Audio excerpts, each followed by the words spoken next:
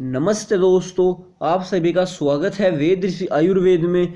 दोस्तों, आज की वीडियो में हम बात करने वाले हैं श्री कृष्ण के सुदर्शन चक्र की ताकत और टेक्नोलॉजी। दोस्तों, सुदर्शन चक्र के जैसा 21वीं सदी में कोई यंत्र नहीं है। वैज्ञानिक लोग जो मिसाइल बनाते हैं वो भी एक बार इस्तेमाल होकर और अपनी जगह से छूटकर दोबारा इस्तेमाल में नहीं आती। ऐसा सुदर्शन चक्र आज तक किसी देश के वैज्ञानिकों पे नहीं बना, लेकिन भारत देश में आज से 5000 वर्ष पहले यह यंत्र था जो एक बार छोड़कर दोबारा वापस आ जाए। जिसको मारना हो वही मरे, अन्य कोई नहीं। और लौटकर छोड़ने वाले के पास यानी श्री कृष्ण के पास आ जाता था। ऐसा सुदर्शन चक्र श्री कृष्ण जी का बनाया हुआ था। अब सुदर्शन चक्र की कुछ विशेषता जानने से पहले बात करते हैं नारायण अस्त्र। नारायण अस्त्र का प्रयोग अश्वत्थामा ने महाभारत के युद्ध में किया। महात्मा नारायण ने इस अस्त्र को बनाया, इसीलिए इसका नाम नारायण अस्त्र पड़ा। महात्मा नारायण ने इसमें ऐसा सॉफ्टवेयर यानी इस प्रकार की गांठ फिक्स की कि जिस सेना पर छूटेगा उसको पूरा तहस नहस कर देगा। और अश्वत्थामा ने यह अस्त्र महाभारत के युद्ध में पांडवों की सेना पर छोड़ दिया और पांडवों की सेना का विनाश होने लगा। इस नारायण अस्त्र का उपाय किसी के पास नहीं था, चाहे युधिष्ठिर, अर्जुन, भीम, नकुल, सहदेव और अन्य राजाओं के पास इसका कोई उपाय नहीं था।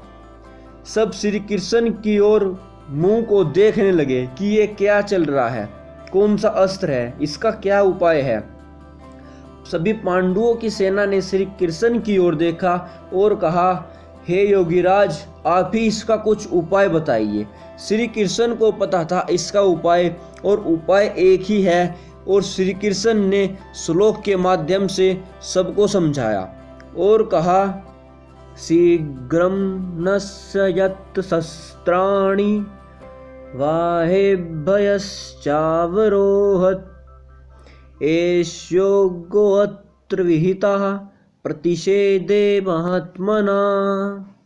श्री कृष्ण कहते हैं, हे पांडवों की सेना, सभी योद्धा अपने रथों से नीचे उतर जाओ।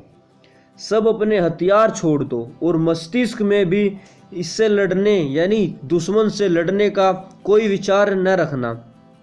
जब ये अस्त्र अपने आप चला जाएगा। सबने ऐसा ही करा और नारायण अस्त्र का कुछ भी प्रभाव किसी पर नहीं हुआ। आज इन अस्त्रों से जुड़ी कुछ मूवी बन रही है। ये रोबोट भी अस्त्रों के आगे बहुत कम है, यानी कुछ भी टेक्नोलॉजी इनमें इस्तेमाल नहीं हुई जो उस समय थी। और फिर दुर्योधन ने देखा कि सारी सेना ने अस्त्र डाल दिए, किसी पर कुछ प्रभाव नहीं पड़ा। दुर्योधन कहता है, हे अश्वत्थामा, नारायण अस्त्र का प्रयोग तुम दोबारा इस पांडवों की सेना पर करो, जिससे यह सेना तहस नहस हो सके। अश्वत्थामा ने श्लोक के माध्यम से दुर्योधन को समझाया और कहा, नैतदा वर्तते राजन्नस्त्रं द्विविर्नोपपद्यते आवृतं हि निवर्तेत प्रयोक्ता। हे दुर्योधन, सुनो, इस नारायण अस्त्र का प्रयोग दोबारा नहीं हो सकता।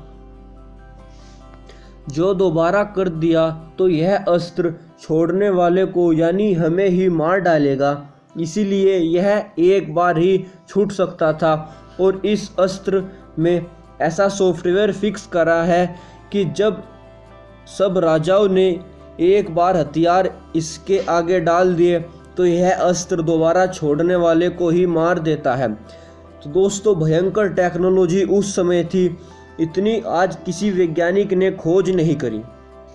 और सुदर्शन चक्र में श्री कृष्ण ने ऐसा सॉफ्टवेयर फिक्स करा हुआ था कि जिसको मारना हो सिर्फ वही मरेगा, अन्य कोई नहीं।